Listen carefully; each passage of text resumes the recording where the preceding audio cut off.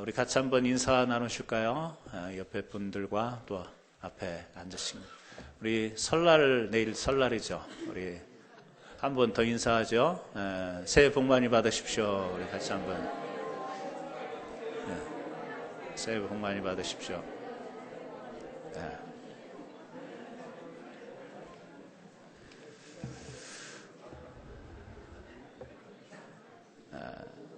명절 우리 설날을 맞이해서 다시 한번 모든 분들이 새해 복 받으시기를 주님의 이름으로 축원합니다.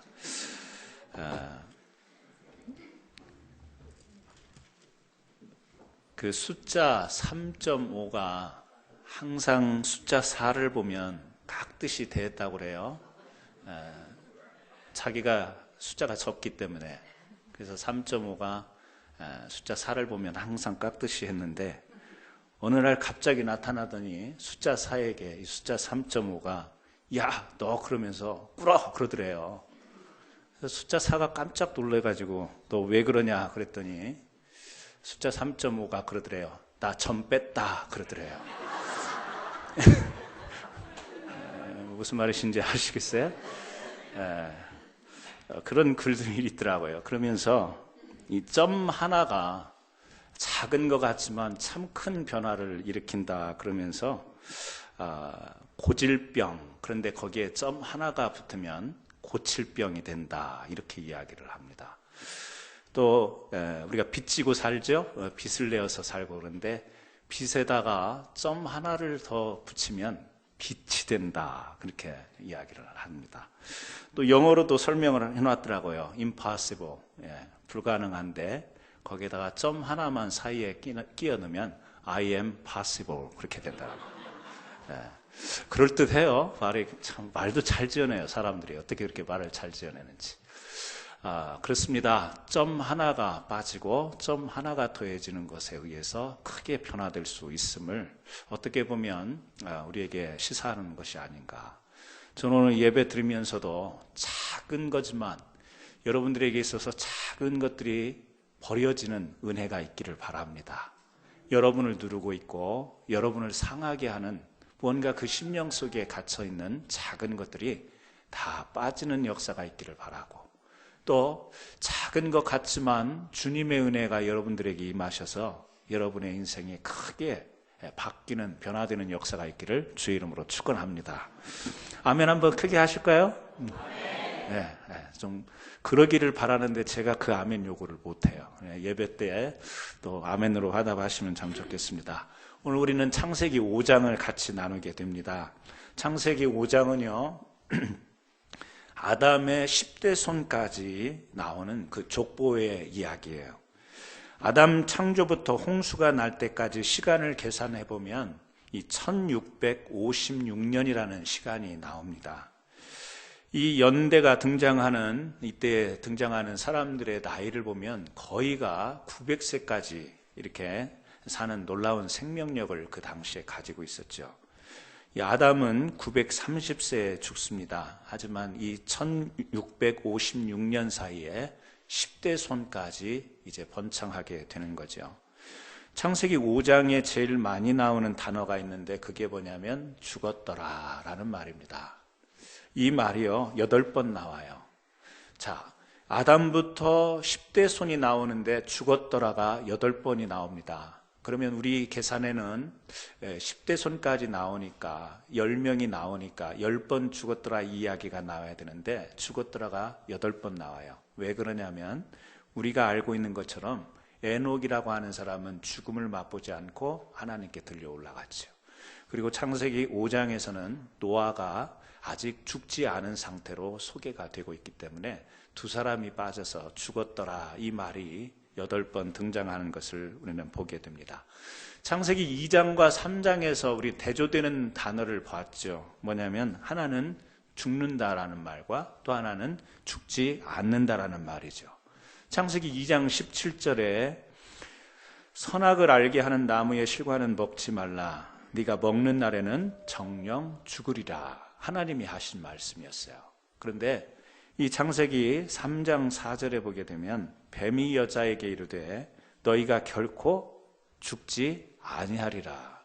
하나님은 선악과를 따먹으면 죽는다 이렇게 말을 하는데 뱀에게 들어갔던 사단이 하는 말은 정녕 죽지 않는다. 그런데 창세기 오늘 5장에서 우리가 보게 되는 아담은 930세에 어떻게 되었죠? 죽게 됩니다. 하나님께서 하신 말씀이 옳은 것을 증명하고 있는 거죠. 오늘 이 창세기 5장 가운데서 주목하고 싶은 인물이죠. 우리가 읽었던 21절에 보면 에녹이라는 사람이에요. 그리고 이 에녹이라는 사람이 낳은 무두셀라라고 하는 이 두 인물을 좀 봤으면 좋겠습니다. 우리가 흔히 알고 있는 것처럼 에녹은 죽지 않고 하늘에 올라간 사람입니다. 무두셀라는 어떤 사람으로 여러분이 기억하고 있죠? 성경에서 제일 오래 산 사람. 몇 살까지 살았죠? 969세까지 사는 사람입니다. 그런데 성경이 이렇게 이야기를 하고 있어요. 21절 그리고 22절 제가 다시 읽어드립니다. 에녹은 65세에 무두셀라를 낳았고 무두셀라를 낳은 후 300년을 하나님과 동행하며 자녀들을 낳았으며, 이 말씀을 보면요, 무두셀라가 하나님과 동행했다고 그렇게 이야기를 해요. 그런데 언제 동행했는가? 무두셀라를 낳은 후 그렇게 이야기를 하고 있습니다. 이 무두셀라를 낳기 전에도 하나님과 동행했는지 그 사실은 알 길은 없지만 지금 문장으로 봐서는 무두셀라를 낳은 후에 하나님과 동행하는 삶을 살았다, 이렇게 우리에게 소개하고 있죠. 무두셀라를 낳은 이후에 하나님과 동행했다라는 이 표현을 사용하고 있는데, 그것에 대한 대답을 이 신학자들은 무두셀라라고 하는 이름에서 찾고 있어요. 이 에녹의 아들 무두셀라의 아들 무두셀라라고 하는 이 아들의 이름, 그 뜻은요, 창 던지는 자, 그런 뜻을 가지고 있어요. 창을 던지는 자다. 그러니까 고대에 한 마을이 적으로부터 침입을 받으면 가장 건장한 사람, 싸움을 잘할 수 있는 사람을 마을 밖에 이제 서게 해서 그 마을 앞에 서서 창을 던지는, 다시 말하면 그 사람이 무너지게 되면 그 마을은 점령당하게 되는 거죠. 그러니까 창을 들고 서 있는 사람은 그 마을의 최후의 보루라, 이런 의미를 가지고 있는 거죠. 그러니까 지금 무두셀라의 이름을 창 던지는 자, 이 말은요, 그 지금 이 에녹과 더불어서 그 형성되어졌던 이 가문의 최후의 보루다.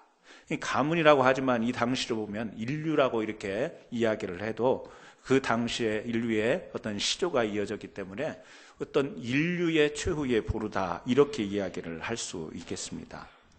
그렇다면 왜 아들에게 최후의 보루, 어떤 이 창 던지는 자, 이런 이름을 지었을까? 그것을 우리는 유다서, 우리 성경을 좀 같이 찾으셔야 되겠습니다. 유다서 우리가 1장 14절에서 15절 말씀을 참조로 보셔야 되겠습니다. 유다서가 어디 있냐면요, 신약 성경 제일 마지막인 요한계시록 앞에 있습니다.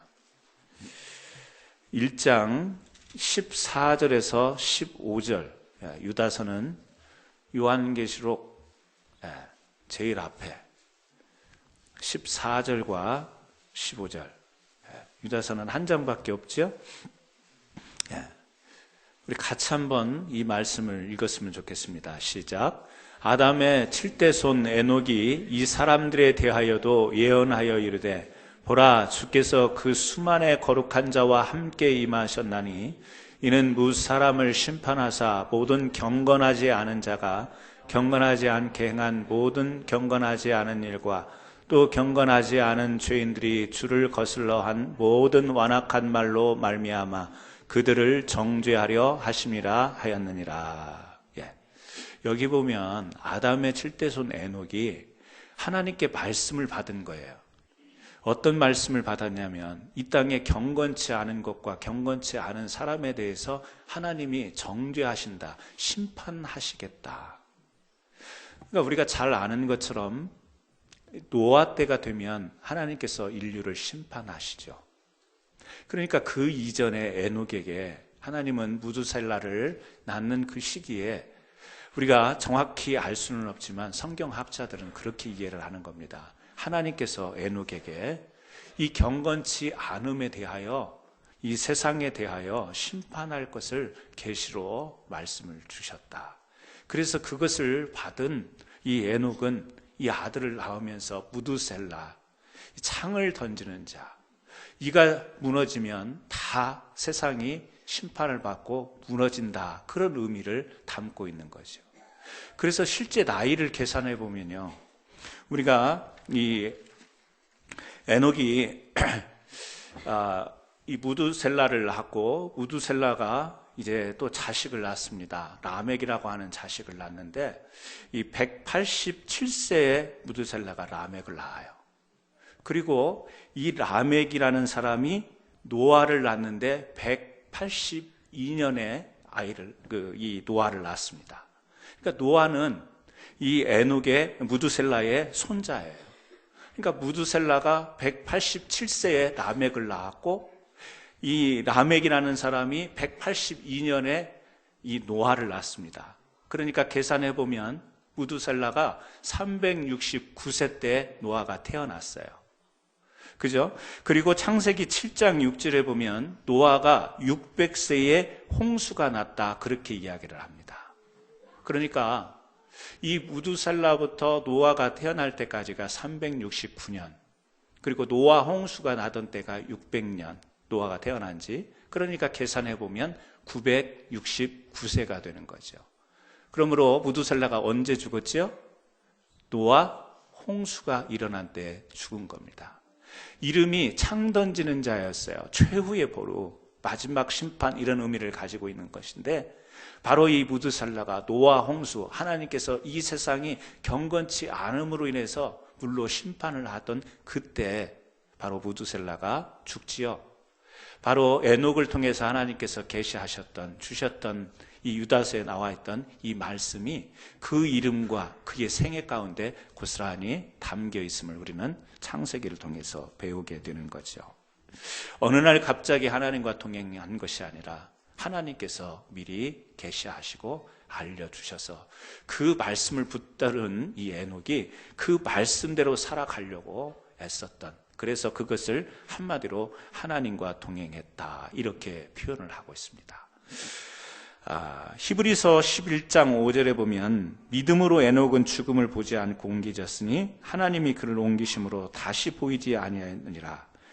그는 옮겨지기 전에 하나님을 기쁘시게 하는 자라 하는 중에 증거를 받았으니, 이런 말씀이 나와요. 그러니까 하나님과 동행한 에녹을 두 가지로 설명합니다. 하나는 믿음이 있었다, 또 하나는 하나님을 기쁘시게 하는 자였다. 그래서요, 오늘 우리는 시대가 다르고 이 에녹의 시대를 사는 것은 아니지만 우리 역시 하나님과 동행하는 삶, 그 삶을 살기 위해서 우리가 어떤 믿음, 또 어떤 자세, 어떤 소망으로 살아가야 될지를 오늘 이 말씀을 통해서 두 가지로 여러분과 함께 생각해 보고 싶습니다. 첫 번째는요, 너무나 당연한 거죠. 너무 익숙한 거죠. 우리가 하나님과 동행하기 위해서는 믿음으로 사셔야 되는 거죠. 그 믿음이라는 말 속에는 예배가 담겨 있습니다. 뭐죠? 하나님과 동행하기 위해서는 예배자의 삶을 살아야 된다. 오늘 우리가 창세기 4장을 앞에 보게 되면, 여러분 창세기 4장 17절 한번 보시겠어요? 창세기 4장 16절과 17절을 제가 읽어드리겠습니다. 가인이 여호와 앞을 떠나서 에덴 동쪽 노 땅에 거주하더니 아내와 동침함에 그가 임신하여 에녹을 낳은지라. 가인이 성을 쌓고 그의 아들의 이름으로 성을 이름하여 에녹이라 하니라. 창세기 4장에 보니까 아까 창세기 5장에서 본 이 아담의 손, 이 에녹과 동일한 이름의 가인의 후손이 나오죠. 똑같습니다. 이름이 똑같습니다. 다른 사람이에요. 근데 여기도 보면 가인이 이제 결혼을 해서 자식을 낳았는데 그 이름이 에녹입니다. 근데 여기 보면 우리가 가인이 여호와 앞을 떠났다, 그렇게 이야기를 하고 있죠. 왜 그랬죠? 동생 아벨을 죽인 뒤에 그가 두려웠습니다. 이제 어떤 두려움이 왔냐면 자기가 동생을 죽였는데 혹시 내가 다른 사람을 만나면 다른 사람이 나를 죽이지 않을까, 이런 죄에 대한 두려움이 있었어요. 그때 하나님께서 비록 가인이 잘못을 했지만 그럴 일은 없다, 보호하겠다라는 약속을 그 앞에서 이야기합니다. 16절 앞에서 그런 보호하겠다라는 말씀을 해요. 그럼에도 불구하고, 그런 하나님의 말씀이 주어졌음에도 불구하고 그 말씀을 믿지 못하고 가인은 여호와 앞을 떠나요. 그래서 에덴 동쪽, 그죠? 에덴 동쪽이라는 말, 여기는 동쪽으로 써있지만 반대편, 그런 의미를 가지고 있어요. 그러니까 하나님이 함께 하셨던 그곳을 반대쪽으로 와서 노 땅에 거주했다. 노 땅, 여기서 말하는 놋의 원어의 의미는요, 방랑하다 또는 유리하다, 그러니까 떠돌아다닌다, 그런 의미를 가지고 있습니다. 그러니까 하나님께서 비록 아벨을 죽인 뒤에 자기가 죄를 지었지만 두려워하는 가인에게 다가가서 그럼에도 불구하고 하나님께서 지켜주겠다라고 이야기를 했는데 그 말을 믿지 못한 채 하나님이 계시는 동산에서 나와서 에덴 동편 놋이라고 하는 그 땅에 거주한 거예요. 그런데 아이러니하게도 그 땅의 이름이 뭐죠? 방황하는 거예요. 방랑하는 거예요. 유리하는 곳이에요. 그런데 그곳에 지금 뭘 쌓냐면 성을 쌓았다. 그리고 그 성의 이름을 뭘로 하죠? 아들의 이름으로 지어요. 에녹성이라, 이렇게 이름을 진 겁니다. 자, 두려워해서 피했던 그곳에 자식을 낳았는데 그 자식의 이름으로 자기가 두려워서 숨는 그 성의 이름을 삼았어요. 그런데 아벨이 죽은 뒤에 하나님께서 이 아벨 대신에 의로운 자 누구를 주죠? 셋을 주십니다. 창세기 그 뒤에 4장 26절 말씀을 보세요. 창세기 4장 26절 말씀, 이 말씀을 우리 다 같이 한번 읽겠습니다. 셋도 아들을 낳고 그의 이름을 에노스라 하였으며 그때의 사람들이 비로소 여호와의 이름을 불렀더라. 자, 하나님께서 가인이 죽인 아벨 대신에 셋이라고 하는 아들을 아담에게 줬어요. 의로운 자라고 여겼습니다. 그런데 이 셋도 아들을 낳았대요. 그런데 이름을 뭘로 지어요? 에노스로 지어요. 그런데 지금 가인은 아들 에녹을 낳아서 성을 짓고 거기에다가 그 성 이름을 에녹성이다 이렇게 붙였는데, 셋은 아들을 낳았는데 이름을 에노스라고 했는데 거기에다가 어떤 이름을 붙이지 않고 그때의 사람들이 비로소 여호와의 이름을 불렀다, 이렇게 나와 있어요. 그러니까 가인과 셋이 똑같이 아들을 낳았는데 한 사람은 성의 이름을 짓고 한 사람은 그때부터 여호와의 이름을 불렀다고 그렇게 대조되어서 나오는 것을 볼 수가 있죠. 뭐죠? 여호와의 앞을 떠난 사람은요, 믿음을 떠난 사람은 자기 아들의 이름으로서 자기가 숨는 성의 이름을 삼아요. 말이 성인데 두렵기 때문에 거기에서 많은 이제 사람들을 모으면서 자기 중심의 세계를 만들어요. 그래서 그 후손들의, 가인의 후손들의 이름이 4장 17절 이후에 나오는데 많은 문명과 문화의 어떤 시조와 같은 그런 것으로 설명이 되고 있습니다. 우리는 문화 문명을 좋게 여기지만 지금 창세기에서 소개하는 이 말은 뭐냐면 여호와를 떠나서 자기 나름대로 자기 중심으로 살아가는 도시를 형성하고 성을 만드는 것을, 지금 그것을 나타내기 위해서 이 말씀을 기록해 놓은 거죠. 그렇습니다. 하나님을 떠난 자들에게 두려움이 있습니다. 하나님을 떠난 자에게 방황이 있는 거예요. 그래서 그 방황하는 자들이 자기가 그 두려움을 막아보고자 만드는 것이 자기 세계를 만들어가는 거죠. 자기 주위에 사람도 세워놓고 자기 주위에 문화 문명들을 해놓고 이것으로 안위하면서 살려고 하는 그런 모습이 여호와의 동산을 떠난 사람에게서 나타나는 모습입니다.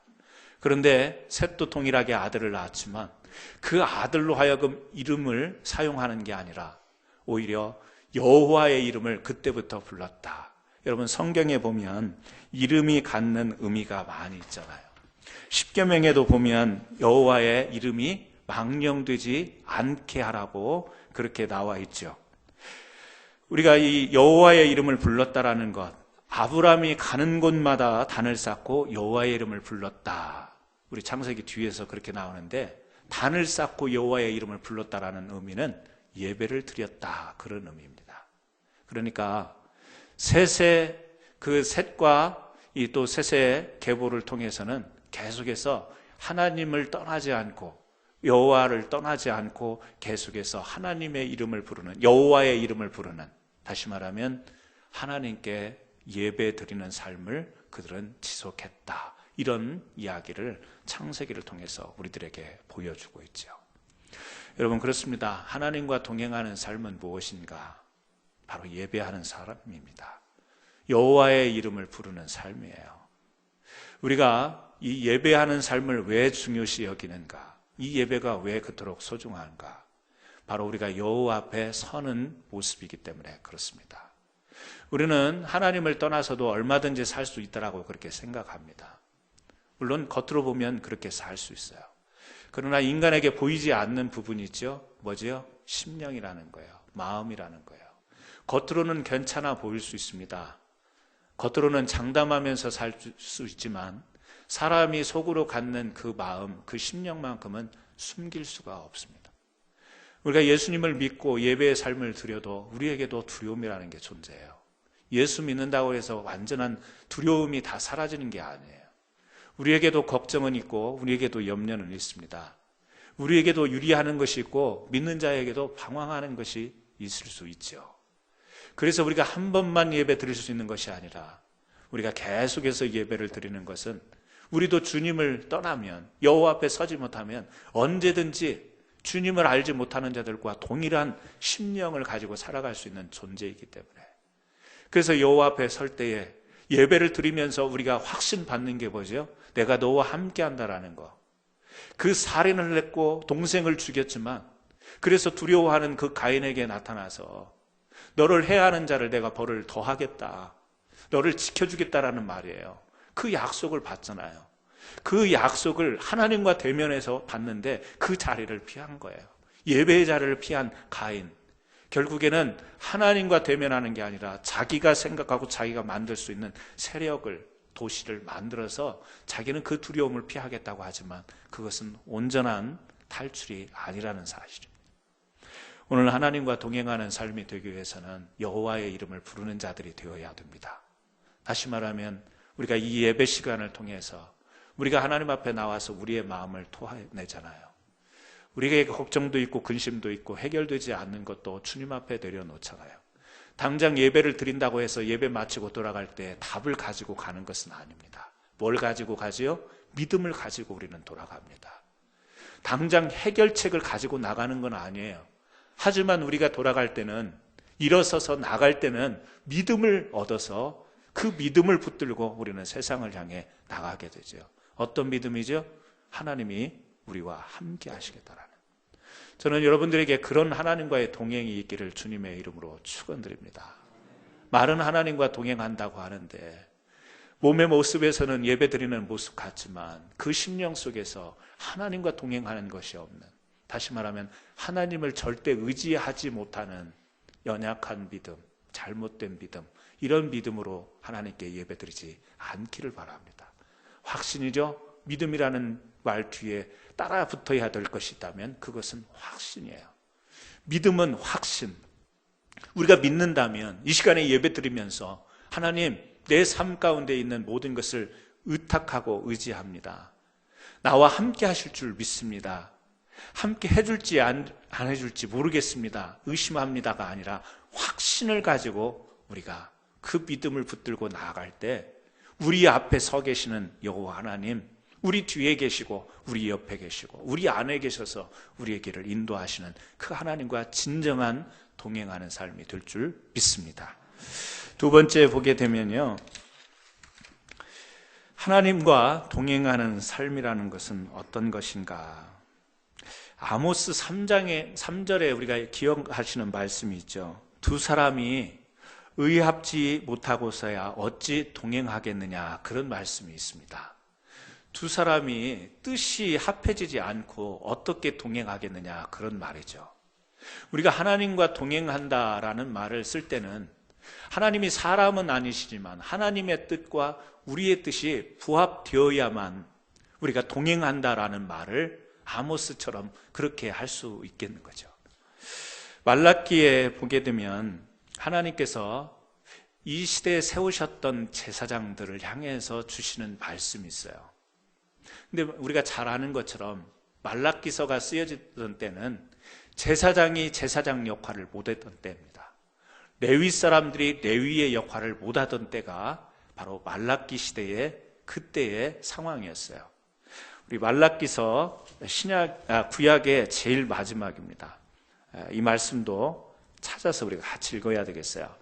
구약 성경 말라기 2장 5절과 6절 말씀을 우리 같이 찾아서 읽습니다. 구약 성경 제일 마지막, 신약 성경 바로 앞에 이렇게 친절하게 소개하는데도 못 찾으시면 어떡해요? 말라기 2장 5절과 6절 말씀을 우리 천천히 한번 같이 읽어요. 같이 읽겠습니다. 레위와 세운 나의 언약은 생명과 평강의 언약이라. 내가 이것을 그에게 준 것은 그로 경외하게 하려 함이라. 그가 나를 경외하고 내 이름을 두려워하였으며 그의 입에는 진리의 법이 있었고 그의 입술에는 불의함이 없었으며 그가 화평함과 정직함으로 나와 동행하며 많은 사람을 돌이켜 죄악에서 떠나게 하였느니라. 여기 보면 하나님께서 레위와 세운 나의 언약 이런 표현을 써요. 자, 우리가 동행하기 위해서는 뜻이 부합되어야 된다. 그런 아모스서의 말씀을 아까 나눴잖아요. 뜻이 같아야죠. 사람이 동행하더라도 부부로서 같이 동행하는 삶을 살아가더라도 뜻이 맞아야 되는 건 아니겠어요? 하나님의 뜻과 그리고 또 우리가 그 하나님의 뜻을 이제 동행하기 위해서는 그 뜻에 맞추는 삶을 살아가야 되는데 그 뜻을 우리 사람에게 나타내는 것이 뭐냐면 하나님 입장에서는 언약이라는 거예요. 하나님이 언약을 우리에게 주셔서 당신의 뜻을 나타내시고 우리가 그 당신의 뜻을 깨닫고 그 언약에 순종하고 동참함으로 인해서 하나님과 우리는 동행해 갈 수 있는 거죠. 그러니까 하나님께서 레위 사람들, 이스라엘의 레위 지파를 세운 것은 이스라엘 백성들이 하나님께 제사를 드리며 하나님의 백성으로 살아가도록 이렇게 직분과 지위를 주셨어요. 그래서 그 레위 지파에게 준 언약이 있는데 거기에서 설명을 하죠. 생명과 평강의 언약이다. 이렇게 소개를 하고 있습니다. 생명과 평강의 언약이다. 살 수 있는 약속이다. 그 말이죠. 잘 살 수 있는 약속이다. 내가 이것을 그에게 준 것은 그로 경외하게 하려 함이라. 그가 나를 경외하고 내 이름을 두려워하였으며 하면서 쭉 이야기하는 가운데에 그가 화평함과 정직함으로 나와 동행하며 많은 사람을 돌이켜 죄악에서 떠나게 하였느니라. 이 말씀 속에서도 하나님이 언급하신 말씀이 뭐냐면 나와 동행하기 위해서 이 생명과 이 평강의 언약을 내가 이스라엘 백성의 대표되는 레위 지파 제사장에게 이 언약을 준 거다. 다시 말하면 내 백성 삼은 이스라엘 백성이 나와 함께 동행하기 위해서 내가 이 약속을 너희에게 준 거다. 지금 그런 이야기예요. 근데 그 내용을 보니까요, 어떤 내용이 나와요? 우리가 다시 한번 봤으면 좋겠습니다. 제가 5절 천천히 제가 읽어드릴게요. 레위와 세운 나의 언약은 생명과 평강의 언약이라. 내가 이것을 그에게 준 것은 첫 번째로요, 그로 경외하게 하려 함이라. 그가 나를 경외하고 내 이름을 두려워하였으며. 두 번째는요, 그의 입에는 진리의 법이 있었고 그의 입술에는 불의함이 없었으며 그가 화평함과 정직함으로 나와 동행하며 많은 사람을 돌이켜 죄악에서 떠나게 하였느니라. 자, 생명과 평강의 언약을 주셨는데 하나님을 경외하게 하기 위해서 주신 거예요. 또요, 거기 구체적인 내용이 나오는데 그 입에는 뭐가 있어요? 진리의 법이 있어요. 입술에는 뭐가 있어요? 불의함이 없었어요. 화평함과 정직함으로 하나님과 동행하는 이 모습이 바로 레위 지파 제사장이 가져야 될 모습이었는데 말라기서에서는 이 제사장들이 그렇게 못 사는 거예요. 자, 신약에 보면 우리를 왕 같은 제사장이래요. 오늘날 믿는 우리 성도들, 우리 신자들을 향해서 하나님은 상징적인 이 성경의 용어를 사용하시는데 우리가 누구느냐? 왕 같은 제사장이다.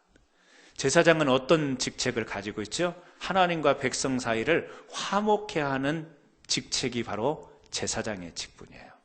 그렇다면 우리를 이 시대의 왕 같은 제사장으로 호칭을 한다면 우리는 어떤 임무가 있어요? 하나님 앞에서 세상을 어떻게 해요? 화목한 관계로 이끌어가는 그 중요한 임무를 우리가 감당해야 된다는 거예요.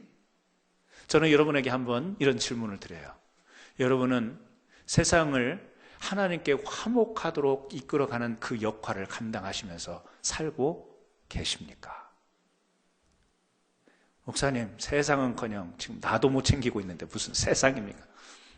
그러면 할 말은 없지만 저는 오늘 우리의 의식을 가졌으면 좋겠어요. 말라기서에서 지금 이스라엘 백성 중에 레위 지파 제사장에게 한 이야기가 아니라 이 성경은 우리에게 하고 있는 이야기예요.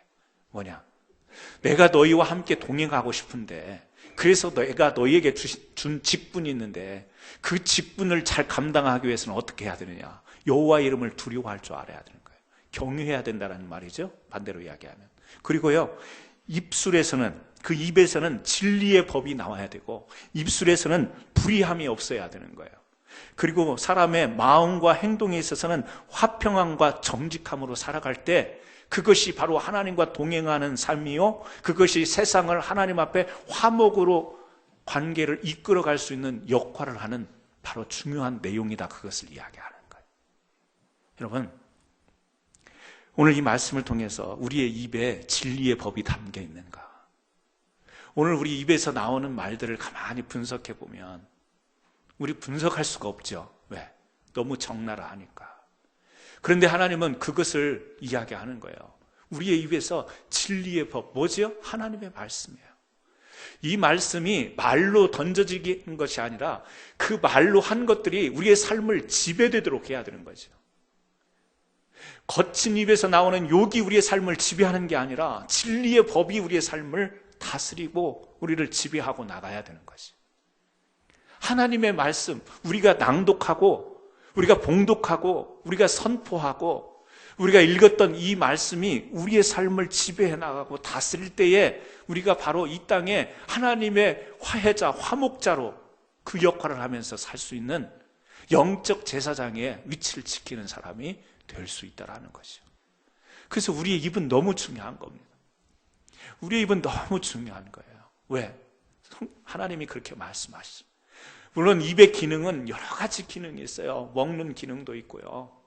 입을 통해 사는 기능은 너무 많지만 가장 중요하게 하나님께서 여기는 입의 기능은 진리의 법이 선포되는 거예요. 우리가 말씀을 읽잖아요. 공독하고 또 기도하잖아요. 우리의 입술을 통해서. 그것들이 우리의 삶을 장악하고 지배해야 되는 거죠. 거친 세상에 시기하고 질투하고 남을 깎아내리고 결국에 뭐죠? 가인의 입술과 같은 것이 될 수 있겠죠. 자기 중심. 그래서 자기의 중심적인 것이 되지 못하면, 자기가 그 중심에서 밀려나는 것 같으면 시기하는 말로, 남을 깎아내리는 말로 자기 중심을 세우기 위해서 온갖 핑계와 변명과 공격적인 용어가 우리의 입술 가운데 난무하죠. 그래서 입술에 뭐라고 이야기하죠? 불의함이 없어야 된다, 이 말을 하는 거예요. 불의함. 우리의 입술이 불의함이 없어야 된다. 의의 반대가 불의잖아요. 의로운 것이 뭐예요? 의로운 제사장 삼으신 우리 주님께서 우리에게 주신 의가 뭐예요? 진리의 법 아니겠어요? 그러므로 오늘 우리는 말이라는 것이 참 중요하다는 것을 늘 인식하고 듣고 있지만, 우리의 신분이 하나님과 동행하는 데 있어서 우리 자신이 하나님과 동행할 뿐 아니라 우리는 이 세상을 하나님 앞으로 인도해야 될 화목의 중개자라는 입장에서 우리의 입과 입술이 얼마나 중요한가를 우리는 다시 한번 이 말씀 속에서 생각해야지. 사소한 말 한마디지만, 사소한 입술을 우리가 벌리는 것 같지만, 저는 여러분들이 그 의식이 있었으면 좋겠어요. 영적 제사장의 의식이 있어서 이 말 한마디가 하나님께로 사람들을 이끌고 갈 것인지, 여기도 그렇게 나와 있잖아요. 죄악에서 사람들을 돌이켜서 하나님께 인도하는 것인지, 아니면 오히려 내 입술을 통해서 하나님으로부터 사람들이 떠나게 만들어버리는 이 입술의 역할인지를 우리는 굉장히 중요하게, 그리고 또 의식적으로 생각을 해야 될 줄로 믿습니다. 사랑하는 성도 여러분들에게 오늘 여러분들의 입술이 거룩하기를 바랍니다. 이사야도 자기 입술이 부정하다고 그랬어요. 불을 대어달라고 그렇게 이야기를 했죠. 우리가 그렇습니다. 부정한 입술이에요. 부족한 입술입니다. 찬양하고 뒤돌아서서 힐난하고 헐뜯고 이런 우리들의 부정한 입술이지만, 오늘 우리가 분명한 의식은 진리의 법을 우리의 입술에 담았구나. 왜? 하나님은 오늘 또 하나님과 동행하는 인생들을 부르시기를 원하는데, 그 가운데 우리를 세우셨기 때문에 우리들의 입과 입술의 역할이 얼마나 중요한가. 저는 우리들의 입술을 붙잡고 다시 한번 주님 앞에 고백하는 저와 여러분 되기를 주님의 이름으로 축원합니다. 화평과 정직함으로 동행하라. 화평과 정직함으로. 가인은 자기의 형제의 화평을 깨뜨려 버렸잖아요. 시기하고 질투하고. 왜 그랬죠? 예배가 무너졌기 때문에 그래요. 제사가 무너졌기 때문에, 제사가 온전히 드려지지 못했기 때문에 화평과 여기에 정직이 무너져 버린 겁니다. 그래서 우리가 앞에서 이야기하는 것처럼 하나님과 동행하기 위해서 우리의 예배가 얼마나 소중한가. 그 예배를 통해서 우리는 고백이 되어지기 때문에 시기할 수 있죠. 질투할 수 있지만 예배를 드리면서 다시금 하나님이 원하시는 뜻, 그 화평, 그 정직으로 우리 자신들을 더 새롭게 걸러내기 때문에 우리는요, 예배를 통해서, 믿음을 통해서 우리가 하나님의 뜻에 가깝게 나가는 거죠. 가인은 예배가 무너졌잖아요. 제사를 온전하게 드리지 못했잖아요. 그래서 하나님이 받지 않으셨잖아요. 그래서 온 결과가 어떻게 되죠? 자기 동생을, 가정의 화평을 깨뜨려 버립니다. 그리고 정직하지 못한, 이제 여호와 앞에 서는 모습, 거짓말하고 잘못하고 이것을 의미하는 게 아닙니다. 하나님 앞에 서지 못하는 모습이 정직하지 못한 모습인 거예요. 화평과 정직이 깨뜨려져 버렸죠. 그것을 성경은 불이라고 이야기를 합니다. 목회자이면서 상담학 교수인 우남식 박사가 행복과 긍정심리 이런 책을 썼는데요. 그 대목 가운데 조금 이 제목과는 좀 다른 내용 같지만 그런 이야기를 해요. 오늘날 우리가 살아가는 삶의 현장에서 발견할 수 있는 모습이 뭐냐. 첫 번째, 자기중심의 사회다. 자기보다 나은 것을 견디지 못하는 사회다. 이런 이야기를 합니다. 자기보다 더 잘난 것을요, 견디지를 못하는 거예요. 겉으로는 신사인 척하고 겉으로는 수용하는 것 같은데 이 속에서는 자기보다 더 나은 것을 견디지 못하는 사회. 그런 사회를 우리가 살아가니 어떻게 화평할 수 있겠는가? 어떻게 화목이 이루어질 수 있겠냐라는 거예요. 그런데 이 우남식 박사가 또 목사님 아니시겠어요? 그래서 교회를 또 이야기해요. 교회도 서로 사랑해야 되는데 교회 간의 경쟁이 너무 치열하다. 다른 교회가 잘 되는 것을 못 본다는 거예요. 견디지 못한다는 거죠. 교회 간에 벽이 생기고 교회 간에 시기가 있고 질투하고 비협조적인 그런 거 있잖아요. 그것을 이야기하더라고요. 두 번째, 성공지향적, 출세지향적인 교육이 문제다라는 거죠. 교육을 하는데 그 교육의 방향마저도 성공지향적이라는 거죠. 결과 중심. 그 과정을 중심으로 해서 그 과정이 이루어져 가는 이 성취하는 것에 이 교육에 초점이 맞춰져야 되는데 딱 결과, 데이터, 점수 나온 거, 합격해야 되는 거, 성적 계산에 의해서 평가되어지는, 그래서 그것이 두려워서 거기에 짜 맞추는 교육이 이루어지는데 이것은 아닌 것 같다. 그런 이야기를 하는 거죠. 우리도 그렇습니다. 교회의 사역도 하다 보면 성공을 위한 교회의 사역이 이루어지면 안 됩니다. 우리가 그러잖아요. 성경적 원리가. 우리는 뭐죠? 심는 겁니다. 열매를 자라게 하고 맺히는 것은 누가 하신다고 우리가 그렇게 이야기하죠? 하나님께서 하신다고 합니다. 그 말씀의 원리를 보면 우리가 너무 결과를 보고 씨를 뿌릴 거냐 아니냐가 아니라 우리는 결과를 못 보지만 믿음으로 하는 거죠. 그리고 그 결과는 하나님께서 하시는 거죠. 교회의 사역이라는 것도 성공할 것을 계산해서 하면 절대 일 못합니다. 우리가 많은 주님의 일들을 감당해야 되는데 이것이 성공할 것인가 생각하고 하면 우리는 주님의 일을 할 수가 없어요. 어떤 때는 실패할 겁니다. 어떤 때는 생각과 다르게 될 거예요. 혹시라도 계산을 하게 된다면 계산과 다른 결과가 나올 수도 있어요. 그러나 이 일이 하나님께서 우리에게 주신 사명이고 이 일을 우리가 정말 감당해야 될 일이라고 그렇게 판단이 된다면 결과를 생각지 않고 하나하나 과정의 의미를 두고 그 일에 전심을 다해서 우리가 쏟아붓는 이 열정으로 나가야 우리가 주님의 일을 할 수 있다라는 거예요. 전도해보시면 알겠지만 저 사람이 교회에 나오게 될 거라는 결과를 알고 우리가 전도합니까? 아니죠. 전도하는데 반박도 하고 핍박도 하고 들은 채도 않고 하지만 우리가 하는 겁니다. 주님 의지하여서 주님 그 영혼을 붙들어 달라고 하나님께 맡기고 우리는 그 과정 그래서 그 성취되는 과정을 우리는 행하는 거죠. 그게 우리가 믿음의 역사를 일으킬 수 있는 일이죠. 저는 우리 교회도 너무 성공지향적인 좀 이건 교회에 안 어울릴 말이지만 세상 사람 출세지향적 평가로 점수가 좋은 점수를 맞는 이런 지향적인 이 사역이 되지 않기를 바랍니다. 우리는요 성적표가 초라할 수도 있어요. 그럼에도 주님이 주신 말씀이 있는 것처럼 생명과 평강의 언약을 붙들고 하나님 우리가 희생하겠습니다. 섬기겠습니다.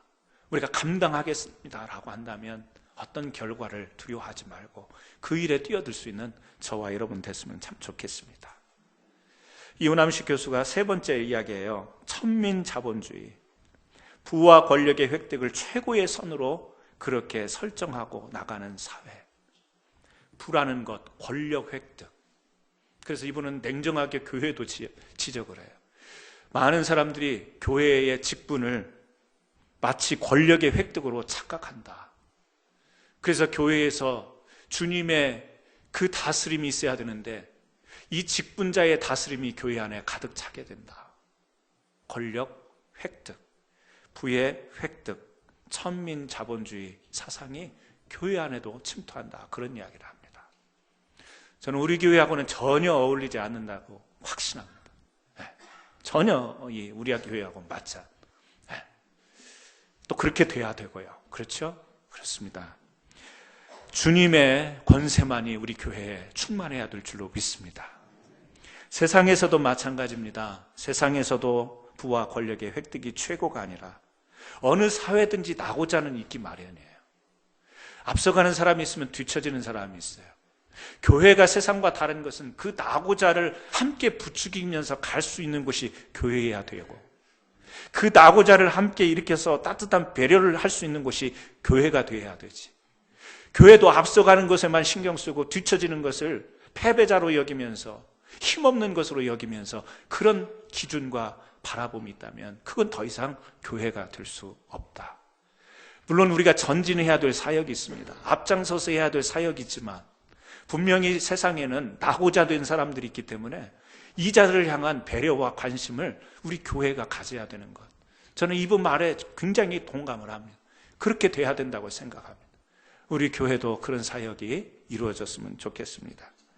2010년에 남아공에서 제3차 로잔 대회가 열립니다. 우리 기독교의 큰 행사입니다. 존 스토트 후계자인 크리스토퍼 라이트가 제시한 내용이 있어요. 현대 사람들이 빠지기 쉬운 세 가지 우상 뭐냐면 탐욕, 권력, 성공. 성공이 나쁜 거예요? 좋은 겁니다. 권력이라는 것은 누구나 가지고 싶어 하는 겁니다. 그런데 왜 이것을 우상으로 표현을 했을까요? 그것이 지나치고 그것이 바른 도를 넘어서기 때문에 그것을 우상으로 이야기하는 거 아니겠어요? 그래서 이분이 이를 타파할 개념으로 세 가지를 이야기해요. 겸손, 또 하나는 정직, 또 하나는 단순함. 왜 그렇게 세상 사는 게 복잡한지 모릅니다. 왜 그렇게 사람 사귀는 것이, 사람 관계 맺는 것이 복잡한지 몰라요. 사람과 사람이 만나는 게 참 단순한 겁니다. 하나님이 정해주신 질서대로 만나면 되는 겁니다. 하나님께서 주신 사람의 마음을 그대로 표현하면 되는 관계가 사람과의 관계인데 오늘날은 너무 복잡한 관계예요. 너무 많은 뒤에 계산이 깔려있고 한 사람을 만나더라도 이 머릿속으로 여러 가지를 생각하고 만나야 되는 세상이 되어버린 거예요. 아니죠. 단순할 필요가 있습니다. 그래서 겸손하고 정직하고 단순하게 살아가는 것이 이 시대의 탐욕과 권력과 성공으로 치닫는 모든 사람들이 그렇게 휩쓸려가는 시대에서 우리가 붙들어야 될 그런 덕목이 아니냐, 이런 이야기를 하고 있는 것입니다. 오늘 사랑하는 성도 여러분, 창세기 5장의 말씀을 통해서 우리가 하나님과 동행하는 삶, 이 시대의 영적 제사장으로 부른 우리가 하나님과 동행하는 삶을 살기 위해서 어떻게 해야 되는가? 저는 그렇게 결론의 말씀 드립니다. 예배를 소중히 여기시길 바랍니다. 우리가 드리는 이 예배를 통해서 믿음의 확신을 가지시고 여호와 앞에 언제나 항상 설 수 있는 저와 여러분 되시기를 바랍니다. 가인과 같이 여호와 앞을 떠나서 유리하는 땅 노세 가서 자기가 마음대로 그 두려움을 막아보고자 성을 쌓고 자기 사람의 이름, 아들의 이름을 거기에다가 지어놓고 그 안에서 보호받으려고 하지만 그것은 자기를 지켜줄 수 있는 성이 아니었습니다.